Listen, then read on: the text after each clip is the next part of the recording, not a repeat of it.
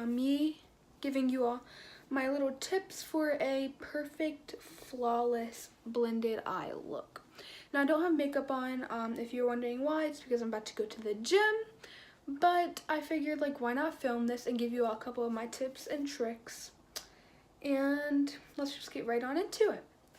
And the tip I could give you all is to blend your eyeshadow, make sure you use a base primer. So any eye primer would work, concealer, and then kind of pat it over with a little bit of face powder.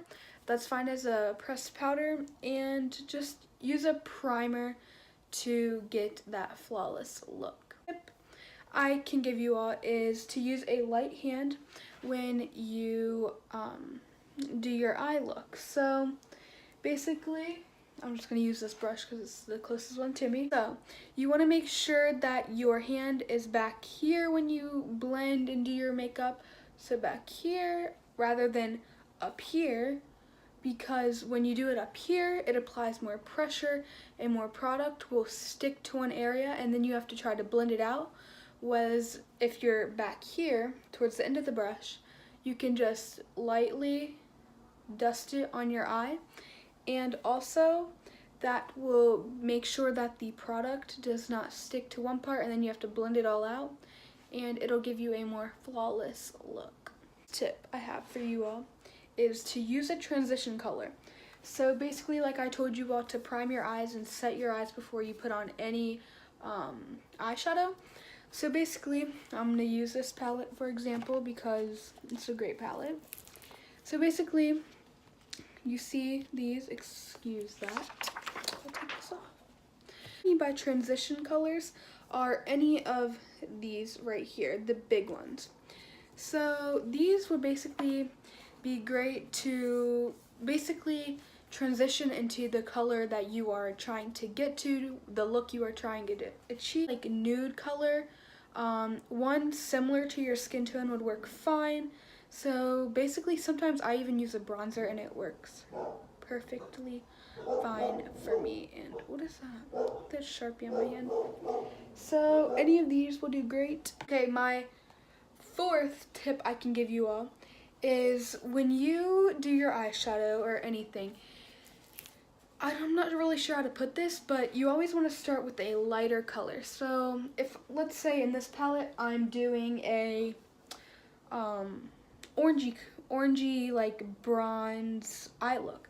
So I would want to start out with my transition shade, and then I would maybe want to like put something in my crease to like make a little more depth. So maybe I would go in with the next lightest shade. And then if I wanted like to create more depth and like more precision into the eye look, maybe I would go in with this shade and then put this on my outer V. So basically this, when you go in like color order, tones and shades of the color, it'll give your eye like dimension. And so the fifth, next to last tip I have for you guys is brushes. You start out your eyeshadow, you want to start with a bigger, fluffier brush. So for example, I use this brush. It is a blending brush, and to start off with my transition color, I just dust this all over my lid and a little bit in my crease, and then I'll move on to the next deeper, a little bit deeper into that same shade, and maybe next I'll go in with a slightly more compacted, denser brush and just slightly work my way down on the lid. And then next I would go in with a little bit more detailed brush, and I would go just in my crease, and so on and so forth. Last tip I can give you all really is to take your time. Not everyone can do an eye look in 5 minutes or in 10 minutes or an hour, because honestly, to do like a full face of glam, it takes me 2 hours if it looks good and like I pay attention to all the details and stuff.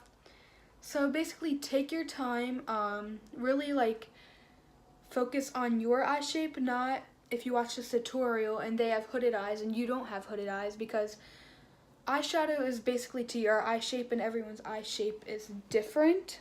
So much for watching. Be sure and follow me on my other social medias. I always post polls for like this or this, which one do you want to see, and you all can pick. and that will be in the description box down below if you are interested.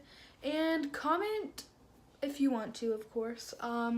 Comment like suggestions and give me things that you all want to see that I can film, because I like talking to myself. So thank you all so much for watching again, and have a wonderful day, and be sure and subscribe to my channel if you like this video, and to see more videos to come. And I post every Tuesday and Thursday, and I think that's all the news we have for today.